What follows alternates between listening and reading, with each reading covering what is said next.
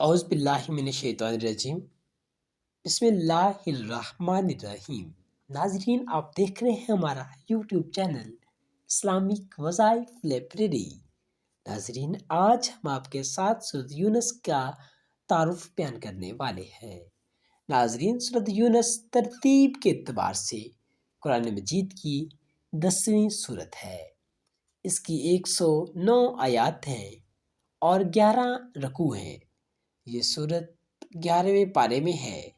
یہ سورت مکہ مکرمہ میں نازل ہوئی۔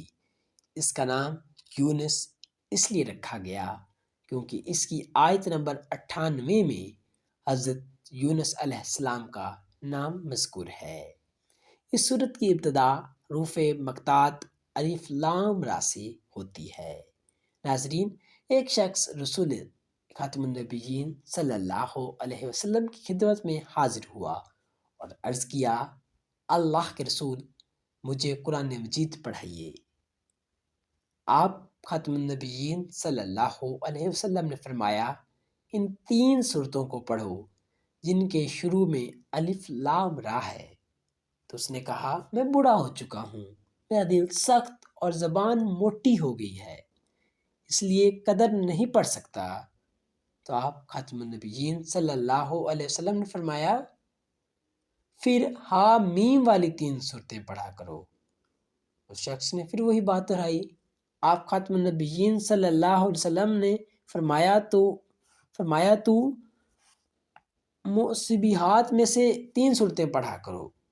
اس شخص نے پھر وہی بات دہرائی اور عرض کیا، اللہ کے رسول، مجھے ایک جامع سورت سکھا دیجئے۔ رسول خاتم النبیین صلی اللہ علیہ وسلم نے اس کو سورۃ الزلزلہ سکھائی، اور جب آپ خاتم النبیین صلی اللہ علیہ وسلم اس سے فارغ ہوئے تو اس شخص نے کہا، اس ذات کی قسم جس نے آپ خاتم النبیین صلی اللہ علیہ وسلم کو رسول برحق بنا کر بھیجا، میں کبھی اس سے زیادہ نہیں کروں گا۔ جو وہ آدمی واپس چلا گیا تو نبی کریم صلی اللہ علیہ وسلم نے فرمایا، یہ ضعیف شخص کامیاب ہو گیا۔ سنن ابی داؤد حدیث نمبر 1399۔ ناظرین، سورۃ یونس کا جو مرکزی موضوع ہے وہ ہے عقیدہ توحید، رسالت، قیامت کا دلائل کے ساتھ اثبات اور مشرکین کے عقائد باطلہ کی تردید شامل ہے۔ ناظرین، اگر آپ چاہتے ہیں کہ آپ مزید صورتوں کی فضیلت اور سورۃ یونس کی بنیادی مضامین کے بارے میں جانیں، سورۃ یونس کی مزید فضیلت کے بارے میں جانیں، تو ہمارے یوٹیوب چینل کے ساتھ جڑے رہیں۔